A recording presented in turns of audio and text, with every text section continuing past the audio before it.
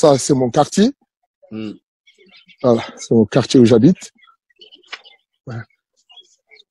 Il fait encore un peu jour. Voilà. C'est le petit quartier. C'est une petite ville, hein, Fayetteville. C'est une très petite ville. Et c'est dans la vallée au bord des Appalaches. Les Appalaches, c'est la chaîne montagneuse qui longe la côte atlantique des États-Unis, Donc, je suis dans une petite vallée au bord de. Oh, il y a un petit lapin là. Je sais pas si vous le voyez. Là, ils sont là. Oui, si, on le voit là. Ouais, il y a des lapins qui courent là dans mon jardin. Ça doit être un couple comme nous sommes au printemps. Voilà. Yves, souvent aux États-Unis, il y a toujours une rivière qui passe quelque part. Quelle est la rivière la plus célèbre du côté de Fayetteville là? La rivière la plus célèbre et la plus proche qui part d'ici, c'est le Potomac. Donc le Potomac part d'ici et ça descend jusqu'à Washington DC. Mac, c'est la rivière la plus proche de chez moi. Voilà. Yves, c'est normal qu'il y ait personne comme ça dans la rue, on ne voit personne. Tous tes voisins, quels sont-ils devenus? Il est 17h, c'est l'heure où les Américains mangent juste le dîner, donc ils sont à table. D'accord. On mange aussitôt, Yves? Ah oui, ils ont presque fini de manger là. Il est 19h30. Oui. Les Américains mangent très tôt. Ils mangent très tôt. Mais en général aussi, c'est pas très peuplé. Les gens sont dans les maisons. Voilà. Les gens sont dans les maisons. Voilà. Et là, c'est chez moi. Très bien. Ça reste style très américain, hein, Yves. Hein? Ouais, si tu veux, oui. Si tu veux, je vais rentrer dans la maison. Voilà. Voilà. Et je reverse la caméra comme tout à l'heure. Voilà. Très bien, voilà, mesdames, messieurs, vous le découvrez, c'est lui, notre guide du côté de Fayetteville, en Pennsylvanie, puisque c'est Yves Nkouka qui est avec nous. Yves, nice to meet you. Hi, how are you? Nice to meet you too, Sia. Thank you very much. I'm doing fine. How about yourself? I'm fine. Alors, good, Yves, merci. Hein. On va se tutoyer parce que c'est vrai que je suis habitué à vous voyer mes invités. Mais c'est donc un programme spécial que nous proposons aux internautes, aux hommes et aux femmes que suivent Viana TV, d'aller comme ça à la rencontre des Congolais à travers le monde, notamment en cette période de confinement.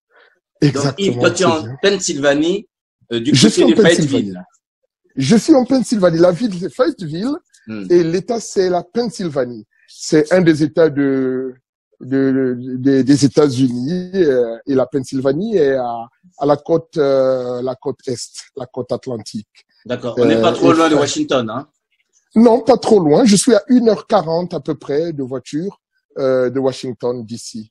C'est la grande ville la plus proche de chez moi. Même si Philadelphie, qui est la plus grande ville de mon État, est à peu près à 2h30.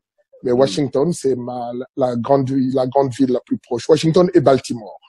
Voilà, Yves. Donc, c'est toi qui inaugure avec nous cette première, hein, d'aller à la rencontre des Congolais. En ce moment où tout le monde est confiné, où il y a le coronavirus. Alors, Yves, je vais peut-être dire que tu es le premier et le patriarche congolais en Pennsylvanie, précisément à Fayetteville. Oh là là, oui, à Fayetteville peut-être. Tu es tout seul, donc tu peux pas dire autrement. Peut-être. À Fayetteville, Pennsylvanie, peut-être. Oui, je suis le seul Congolais. Le seul Congolais, c'est peut-être sûr. Mais en Pennsylvanie, la Pennsylvanie, c'est un grand État. Il y a Pittsburgh, il y a Philadelphie. J'en connais des doyens. Je connais un doyen congolais à Pittsburgh qui est là depuis pas mal de temps aussi. Il y a Étienne. Et donc, mais c'est vrai, à Fayetteville, je suis peut-être le patriarche. Voilà. Mais merci de l'honneur que vous me faites d'être le premier à inaugurer cette série de rencontres. D'échanges. Voilà, cette série de rencontres. Alors, il faut dire quand même que la communauté, bon, c'est vrai qu'à Pittsburgh, il y a peut-être un doyen, mais la communauté la plus importante, la plus proche, c'est à Washington. Ah oui, oui, oui, la plus proche, la communauté la plus importante et la plus proche est à Washington. Washington et ses environs, voilà. Et la banlieue de Washington, ouais, ah oui, on a une bonne communauté congolaise, voilà. Une communauté qui se distingue par quoi? Est-ce que ce sont des étudiants, c'est des gens qui sont installés ou bien on un trouve mélange? un peu tout le monde, il y a un mélange. Il y a pas mal des étudiants qui sont là, qui sont là dans différentes écoles. Il y a aussi des populations, des familles, surtout qui sont venues après les événements de 97-98. Il y a eu une bonne vague des Congolais et de nos compatriotes qui sont venus, qui ont été réfugiés, je pense au Gabon, en Côte d'Ivoire, et dont le HCR, le Haut Commissariat des réfugiés, a fait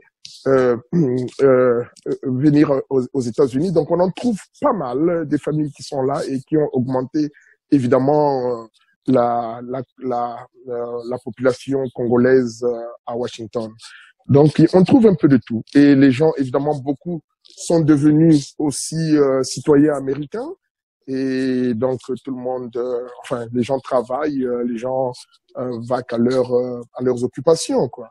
Mais comme tu l'as dit, il y a des étudiants aussi, il y a pas mal des étudiants qui sont là à Washington et Baltimore. Voilà, maintenant Yves, on va essayer de parler de toi-même. Hein. Toi, t'es arrivé oui. aux États-Unis en 94, donc oui. t'es quand même, je dirais, un ancien, t'es plus tout jeune aux États-Unis. Non, il y a la barbe blanche là. J'ai mes 56 ans là, donc.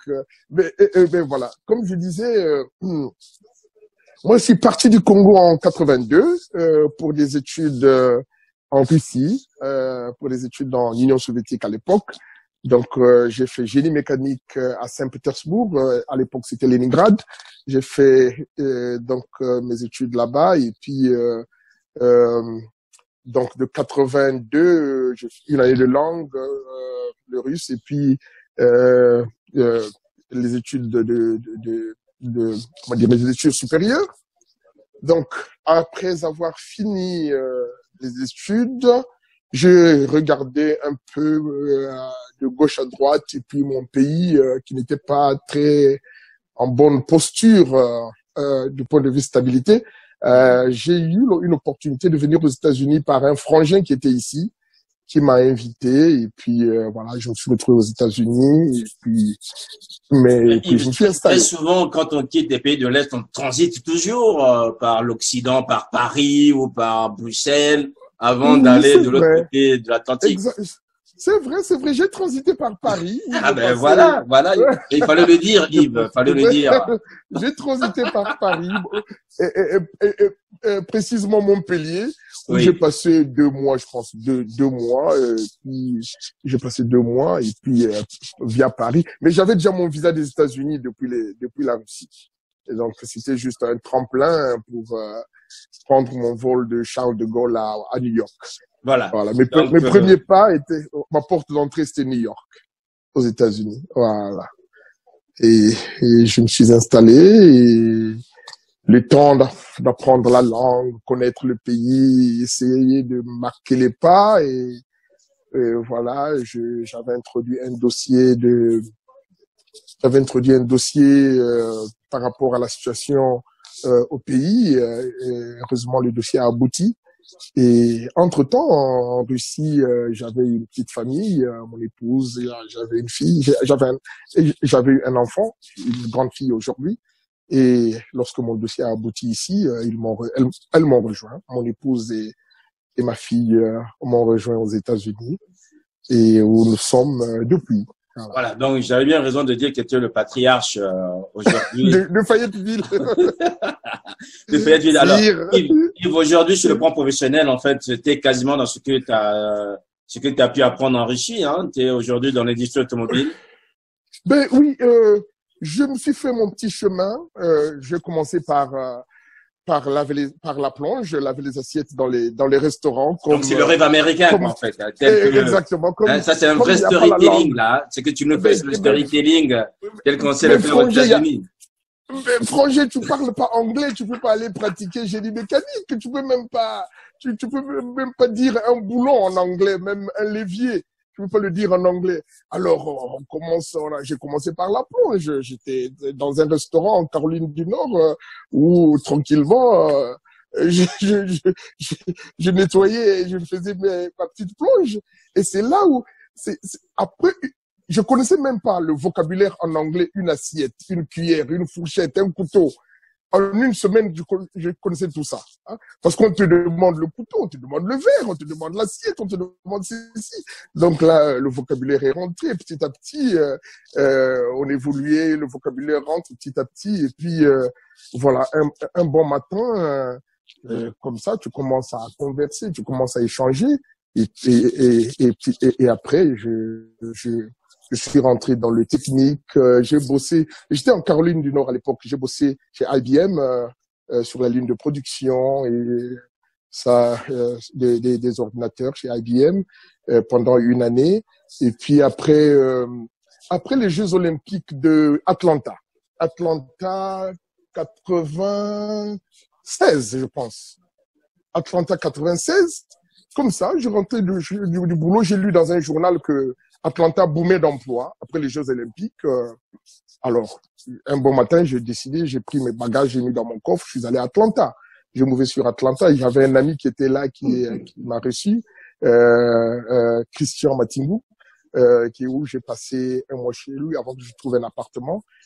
Et à Atlanta, j'ai repris dans le manufacturing. J'avais trouvé un employeur qui fabriquait des systèmes de contrôle. Il m'a testé, il a trouvé que je pouvais travailler avec lui. C'était une petite société, on était 3 ou 4, on bossait à Atlanta. Et entre-temps, j'ai mis mon CV en ligne. Entre-temps, j'ai mis mon CV en ligne avec Monster.com à l'époque. Je sais pas si tu te souviens. Oui, Monster, oui, c'était voilà. Le site d'emploi, ouais. Et voilà.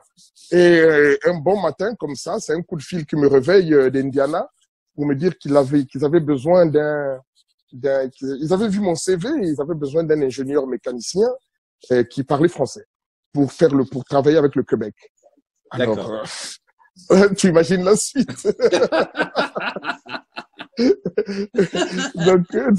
donc je suis allé, ils m'ont envoyé tout ce qu'il fallait pour aller à l'entretien. Je suis allé à l'entretien à Indiana, j'ai passé l'entretien, puis je suis reparti à Atlanta.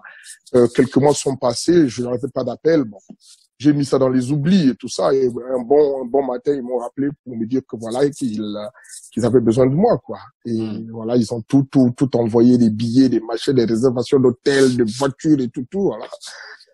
Et donc, j'ai pris mon sac, je suis parti. Ils ont déménagé toute ma maison. Bon, c'était à leur charge. Ils ont tout déménagé. Et voilà. Yves, est-ce que là, on était déjà au milieu du rêve américain ou bien... Sire, mais le rêve américain, je pense que, bon, si on le prend dans ce sens-là, je pense que c'était un peu le début du rêve américain. C'était le début du rêve. Enfin, c'était mon premier pas dans l'industrie automobile. Ouais. Voilà. Cummins, c'est le plus grand producteur de moteurs diesel, développeur et producteur. Ils sont indépendants. Donc, c'est une société indépendante. Ils ne fabriquent pas des camions, des machines. Ils ne font que des moteurs. Donc, voilà pourquoi vous voyez pas leur nom sur les camions. Sinon, leur moteur partout, il y a des générateurs électriques, des bateaux, des locomotives, des machins et des camions. Leur plus grande production va chez la Dodge Ram. La Dodge, chez Chrysler. D'accord. Voilà. Ils ont leur moteur, le moteur Cummins chez Chrysler. Donc, j'ai bossé 5 ans à Indiana, chez Cummins, et puis, pour mouver, je suis aujourd'hui ici avec une autre société. Je suis avec Volvo maintenant. D'accord. Volvo North America. Voilà, Yves, donc on voit quand même ce parcours. Voilà. Hein, mais comme toujours, les Américains, toujours le storytelling, j'étais là, j'étais dans le truc, et finalement aujourd'hui, happy end, comme on dit. Voilà. Voilà. Et entre-temps, ma famille m'a rejoint. Ouais. Entre-temps, la famille est là et tout ça. Alors, Yves, c'est vrai que les gens doivent se dire, mais à quel moment ils vont parler du coronavirus? Si, on va y arriver. C'est vrai que c'est. On va y arriver. Le sujet principal. Yves, alors, aujourd'hui, tu es chez toi, hein, on te retrouve là à la maison. C'est vrai qu'il est 19h, mais on est en contact déjà dans la journée parce que tu m'as dit que tu travaillais. Bon, enfin, je te vois là, tu es assis, tu dis tu travailles comment alors?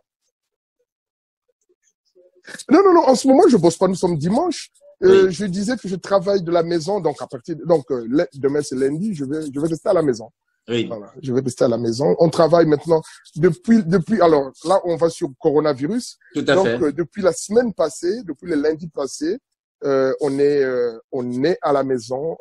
Au niveau de ma boîte, je disais tout à l'heure que je travaille pour Volvo.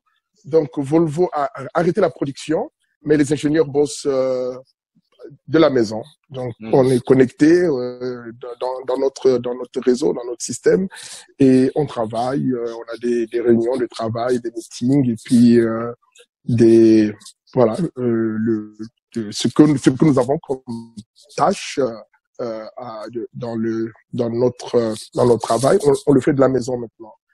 Donc, on a la semaine passée, toute la semaine passée. C'est passé comme ça de lundi à vendredi, et demain ce sera pareil. Personne ne va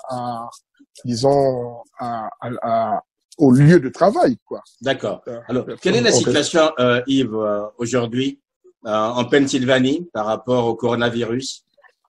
Par rapport au coronavirus, nous avons des cas en Pennsylvanie, comme dans toute l'Amérique. Je pense que vous l'avez appris. Aujourd'hui, l'Amérique est en 3e position. Après l'Italie, du point de vue nombre des infectés, voilà, nombre de contaminés, des infectés, on se retrouve en 3e position maintenant.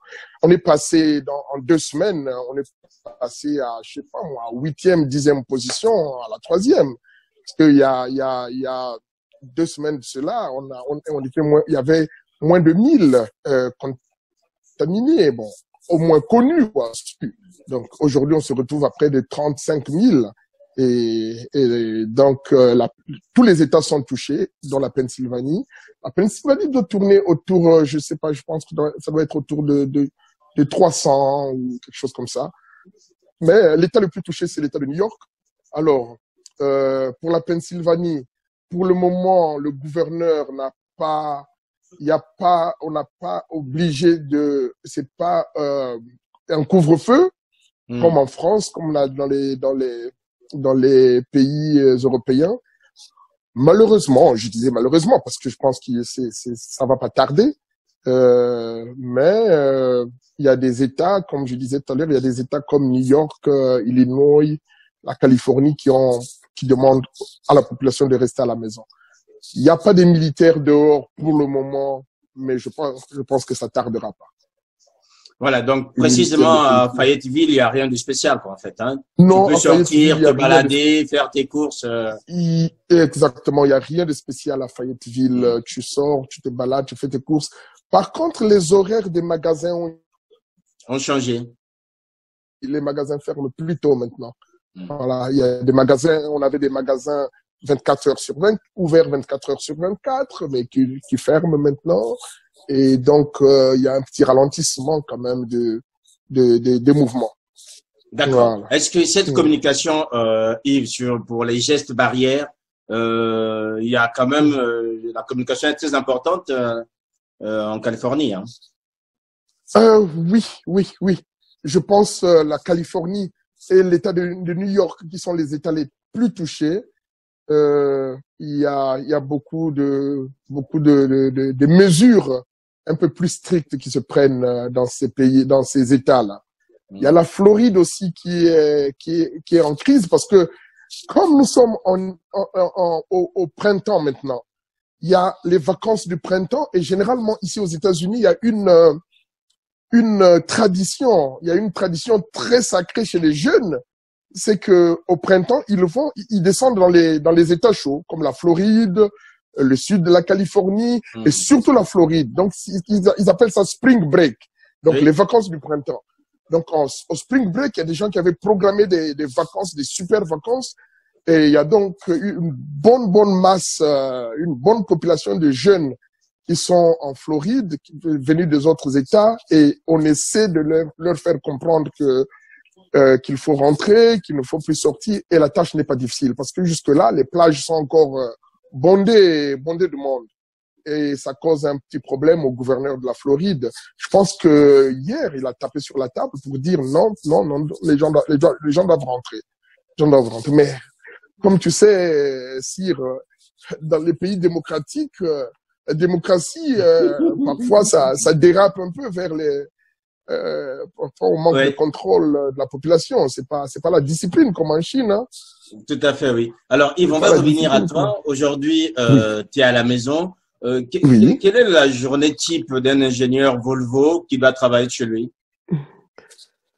La journée de travail à la maison. Oui. Voilà. Par exemple, demain, qu'est-ce que je fais demain, par exemple? C'est ça. Voilà. Quand tu te lèves, comment ça se passe? Écoute, la journée de travail, il y a mon ordinateur qui est là. Je peux le montrer là. Oui. Voilà. Voilà mon ordi. Donc, ma journée de travail va pratiquement… Elle commence là. Donc, je me réveille, elle commence là. J'ai un schedule qui est là, j'ai des meetings, j'ai des réunions de travail. Alors, moi, je suis dans le développement et donc on a des projets de développement, comme par exemple, nous sommes en train de travailler sur des moteurs qui doivent répondre aux exigences de l'État, aux exigences du gouvernement sur le plan pollution, donc sur le plan des émissions, par exemple, les émissions des moteurs. Donc, on a des exigences qui sont là, que nous devons atteindre. Donc, pour cela, il y a des calculs à faire sur la combustion, sur tous les effets qui se passent dans la chambre à combustion du moteur.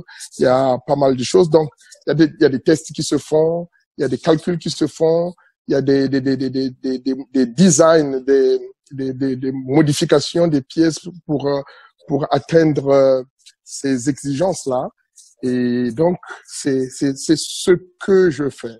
Donc, je suis en particulier, je suis dans le groupe qui s'occupe des émissions. D'accord. Donc, les pièces d'émission, c'est ce qui nous concerne. Mon équipe, l'équipe où je travaille. Donc, nous avons un travail à faire, travail de calcul. Il y a des tests, mais donc, les tests sont un peu… Quand tu commences à travailler, tu prends quand même ta pause entre midi et 2, je sais pas, et après, tu reprends… Ah oui, j'ai une pause à midi. Je prends une demi-heure, puis je reviens sur mes projets. Voilà. Je reviens sur mes projets jusqu'à 17h et jusqu'à 4h à peu près. D'accord. Voilà, et après, tu peux reprendre une vie normale, quoi. C'est comme si tu rentrais à la maison, tu peux… Exactement. Ouais. C'est un peu le confinement, hein, mais qui n'est pas c'est un confinement de luxe, Yves, quand même. Tout à l'heure, tu es sorti, tu reviens. Tu peux quand même, tu as encore toute la mobilité nécessaire. Oui, j'ai la mobilité nécessaire, mais je suis un peu limité parce que les tests, j'ai pas les cellules de test. Et en ce moment, j'ai pas les cellules de test, j'ai pas les camions, donc on se limite un peu au calcul, quoi, au numérique. Oui. Voilà. On se limite un peu au numérique, voilà. D'habitude, quand je vais au lieu de travail, je travaille avec les techniciens que je reçois des prototypes, des prototypes qui me viennent de fournisseurs que je teste, que je mets sur le moteur, que je mets sur le camion, et qui vont sur la route. Et j'ai mon ordinateur pour prendre les données, voir, analyser. Et ça, c'est ce qui ne sera pas possible avec dans la période de coronavirus, confinement. Voilà, ce sera pas possible, ça. Voilà. Donc, on va se limiter au calcul, on va se limiter au report, on va se limiter au design. Voilà. On va se limiter voilà. au design. Yves, tu entends aujourd'hui ce coronavirus qui est en train, nous parle Oui. déjà de la situation chez toi en Pennsylvanie. Tu suis aussi ce qui se passe du côté de l'Afrique. Qu'est-ce que tu en penses? Est-ce que tu es inquiet, voilà? Est-ce que tu es inquiet par rapport à l'Afrique ou par rapport à notre pays? Inquiet, j'ai encore un autre appel là que je vais. Yves, c'est tes collègues du boulot peut-être. Alors, non, c'est pas c'est pas des collègues du boulot. Les collègues du boulot n'appellent pas un dimanche, hein. Un dimanche à 20h. Il y aura pas un collègue du boulot qui m'appellera un dimanche à 20h. Ça, c'est un frangin qui est à Washington, je vais le rappeler. Je disais inquiet, un peu. Je pense que toute personne sensée doit être inquiet quand même, doit avoir une petite inquiétude parce que c'est un phénomène, c'est un fléau réel. C'est pas une fiction. Donc inquiet, je disais qu'il y a une petite inquiétude qui est là parce que on peut prendre des précautions personnellement, mais on ne sait pas ce que l'autre t'amène, ce que le voisin, donc l'inquiétude est un peu là. En même temps, il faut faire attention et puis je pense que c'est sérieux. C'est sérieux comme faut le prendre au sérieux quoi. Ouais. Il faut suivre je pense que c'est nécessaire de suivre les recommandations qu'on nous donne. Voilà, il faut suivre les recommandations. Voilà, Yves, alors je ne veux pas trahir un secret, je sais que tu es rentré du pays il n'y a pas longtemps. Après 29 ans. Oui. C'est pas grave. Oui. Je suis reparti à Brazzaville. Sire, ça te fait rigoler. Ben oui. Je suis rentré. Ouais. Je suis arrivé à Brazzaville le 7 février. Et quitté Brazzaville le 26 février. Donc, j'ai fait presque 3 semaines à Brazzaville où je suis reparti après 29 ans d'absence du Congo. La dernière fois que j'étais au Congo, c'était en 1991. Et là, je suis reparti en 2000. Donc, après 29 ans, heureusement, il n'y avait pas encore la rumeur du coronavirus.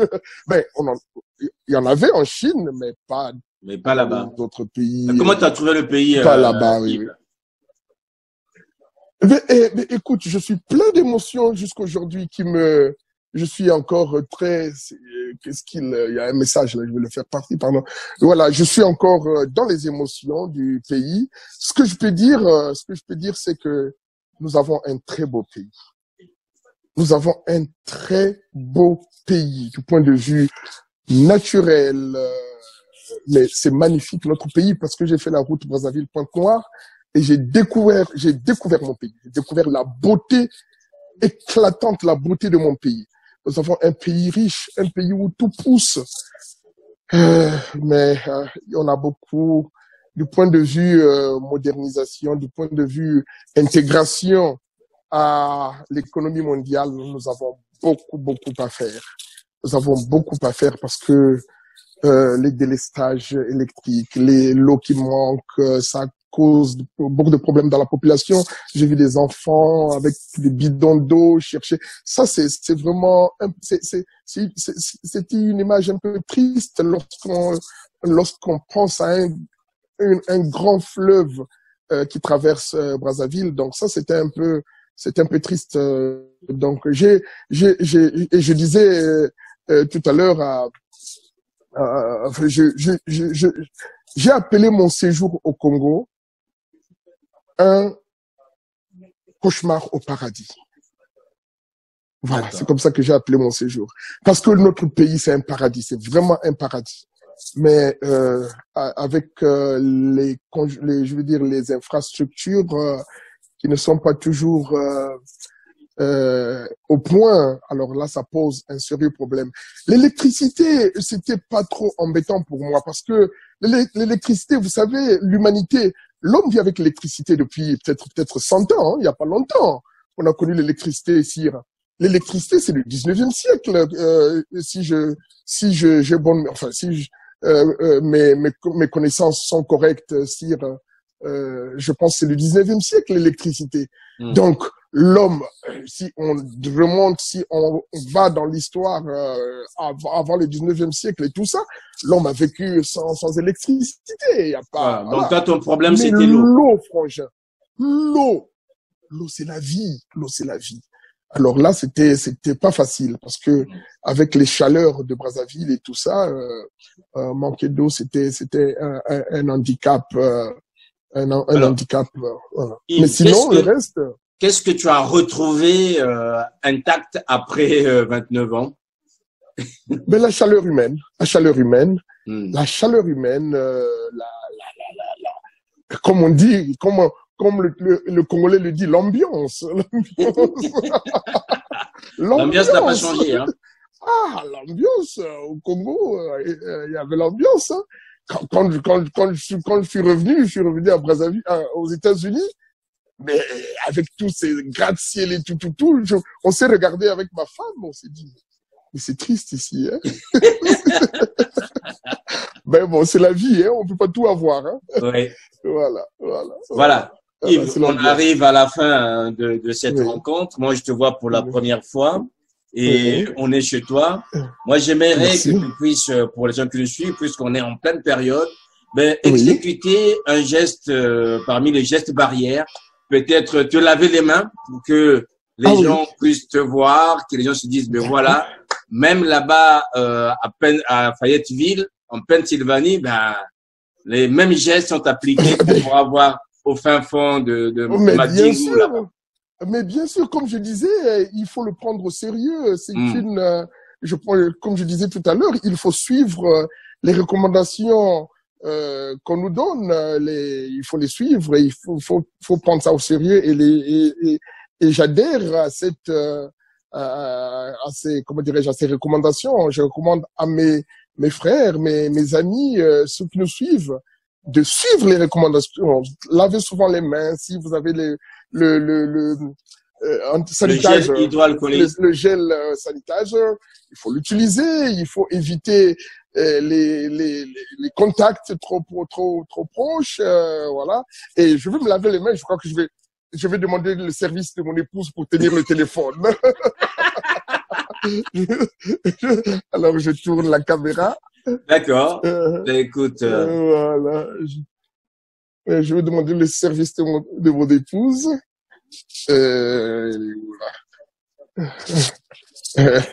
Voilà. Voilà, on y est. Can I ask you some help? Where are you? Where are you? Voilà, mesdames et messieurs, vous êtes bien sûr sur Ziana TV, mais c'est ce qu'on propose désormais, vous voyez. The camera and come to me. I'm gonna wash my hands. I'm gonna wash my hands and.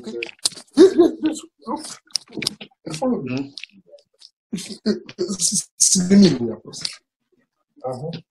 Alors, je vais me laver les mains.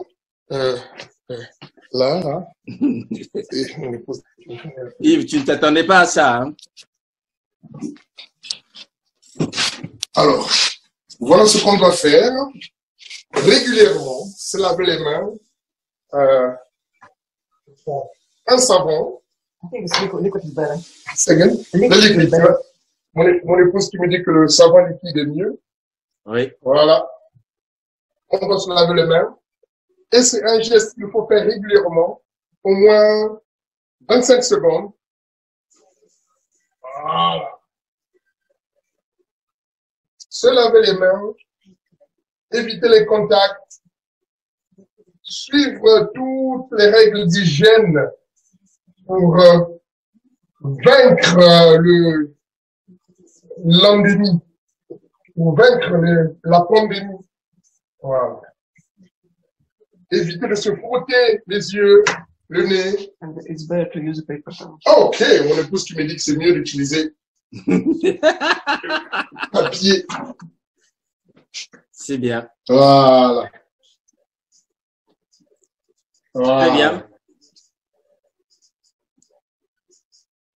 Voilà, voilà, Yves, merci d'avoir pris le temps.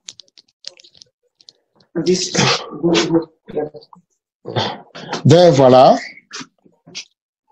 Merci. Voilà le petit geste. Oui, oui, tu vas retourner à ton bureau là où on était, puisqu'on arrive à la fin.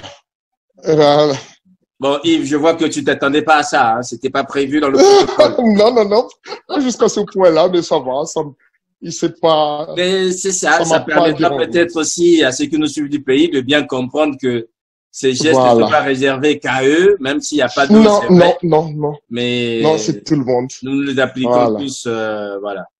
Donc, j'aperçois Brazzaville derrière toi, Yves. Ah, mais oui, mais oui. Merci, Sire. Merci, Yves. Merci encore. Et puis, bon courage à Pennsylvanie. Et. Merci. Ça nous permettra peut-être de revenir d'ici là, de voir une fois que tu as repris le boulot, une fois qu'on a sorti du coronavirus. Avec plaisir. Bonne soirée, Sire. Merci. Allez, porte-toi bien. À très bientôt. Merci. Bye bye.